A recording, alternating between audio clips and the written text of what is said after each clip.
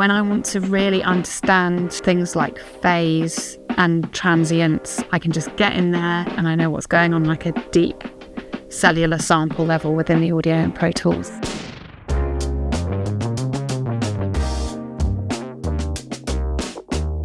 I'm Isabel Gracefield. I'm an engineer here at RAK Studios. Over the years, I've worked with Dua Lipa, Radiohead, The XX, Patti Smith, PJ Harvey, Hans Zimmer, Adele, lots of amazing, inspiring artists. Before working at RAK, I worked for an amazing producer called Fraser T. Smith. That's where I worked on Adele's 21 album. Someone that I'd worked with a few years before that was doing a session at RAK, and he said, "Oh, come in." And I came in and he said to the then studio manager, "Oh, I've got a good one here." And so she started giving me little assisting sessions, and that would be like 10 years ago now. And I spent years and years assisting before eventually climbing up the ladder and getting to engineer sessions.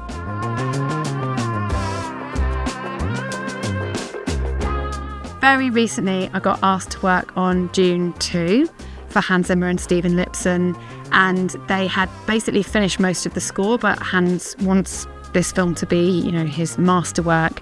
So he had booked 4 of his fantastic percussionists from his live show to come into the studio, and we were given a few cues, but nothing too specific. And then we were just running around the studio finding we had like all this amazing wild percussion, like chains and springs and like people dropping like items of clothing and necklaces. They had just whatever we could do to make interesting sounds. And then it was sort of really fun going to see the movie because you're like, oh, there's a little clanging noise. You're like, oh, that was us.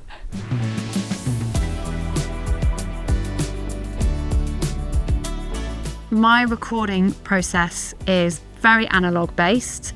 There is a lot of fantastic outboard here, and I love the desks, so I try and get as much of the sound in the microphone or with outboard gear, rather than sort of leaning on plugins and sort of leave that for later. I'm very into trying to use the acoustic space as much as possible, moving things off axis so you catch more of the room or a lot of room mics. I like to mess around with outboard and sort of try and push it to its limits or use things in ways that perhaps wasn't designed to be used, but I really like trying to find unique bespoke sounds for every artist that I'm working with, so they have things on their record that only belong to them.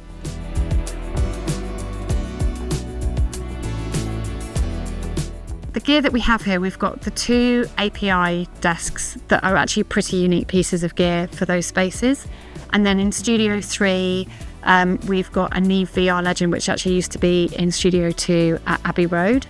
That's a lovely, very soft sounding desk. And then in terms of outboard in every room, we've just got a really good collection of vintage compressors and EQs. We've got lovely analog plates here. So it's all sort of generally tends towards the vintage side of things. And we've got loads of floating stuff, and we really want people to use it as much as possible. We're really happy when clients request a lot of stuff. And we also really like weird little microphones, like we've got these little Fisher-Price microphones and like talkback mics. It doesn't all have to just be expensive gear. Sometimes you can get a lot out of funky old techniques as well.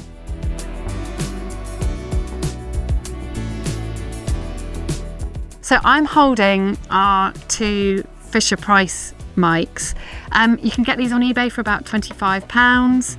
They're just really cool. They've got, we think it's to do with the transformer that was used in them, because it's like really cheap components, but whoever selected the transformer picked a good one.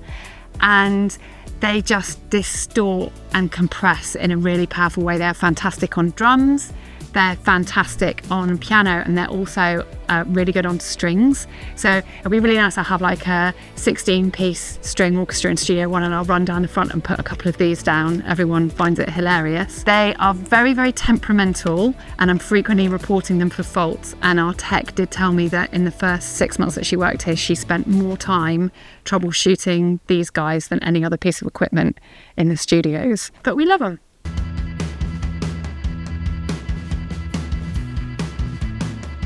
For me, Pro Tools fits in the analog workflow because it's stable, because when I want to really understand things like phase and transients and zero crossings. I can just get in there. I really love working with music that isn't necessarily recorded to click, almost more like a tape machine in a lot of ways. But then afterwards I can take projects away and I can use all the sort of digital aspects of Pro Tools to bring everything up to a modern standard. And I've just got that absolute precision about knowing that the audio is exactly where I left it, and I know what's going on, like a deep cellular sample level within the audio in Pro Tools. Often I'm doing writing sessions and we might not have budget for a drum or a big space like this. So I really like body percussion and mouth percussion, and really from sort of any noise that I can make and just capture with like an SM57, I'll then use Pro Tools to like massively manipulate those sounds.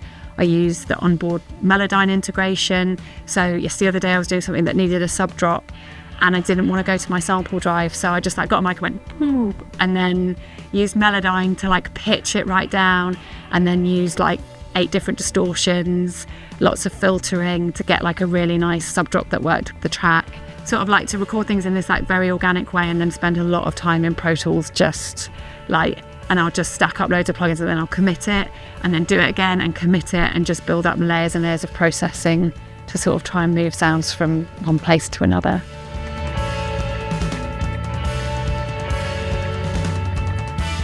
I love RAK because it is incredibly easy to get great sound, which is a great base level, but what that lets you do is jump off and start looking for really interesting and there's a really good safety net. Everything always works. The assistants are fantastic. The rooms are beautiful. The gear is just really great.